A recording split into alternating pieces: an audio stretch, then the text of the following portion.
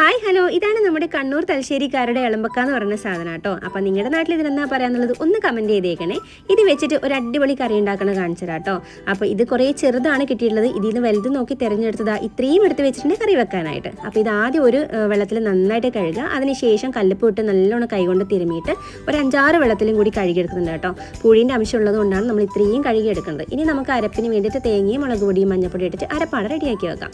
ഇനി ഇതിലേക്ക് പുളിവെള്ളം ഒഴിച്ചിട്ട് നമ്മൾ അരപ്പും ചേർത്ത് പച്ചമുളക്, തക്കാളി, ഇഞ്ചി, കറിവേപ്പില, പിന്നെ ആവശ്യത്തിന് ഉപ്പും കൂടിയിട്ട് കൈ കൊണ്ട് നന്നായിട്ട് മിക്സ് ചെയ്തിട്ട് നമുക്ക് ഈ കറി ഒന്ന് തിളപ്പിച്ചെടുക്കാം.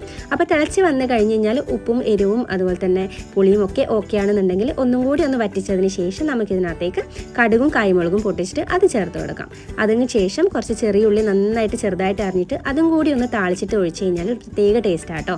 അപ്പോൾ ഇത്രയേ ഉള്ളൂ നമ്മൾ ഈ കറി ഒന്ന് റെഡിയാക്കി എടുക്കാനായിട്ട്. നമ്മൾ ചോറിൻ്റെ കൂടെയൊക്കെ കൂട്ടി കഴിക്കാൻ പറ്റിയ അടിപൊളി കറിയാട്ടോ. അപ്പോൾ എല്ലാവരും ഒന്ന് ട്രൈ ചെയ്ത് നോക്കുക. ടാറ്റാ.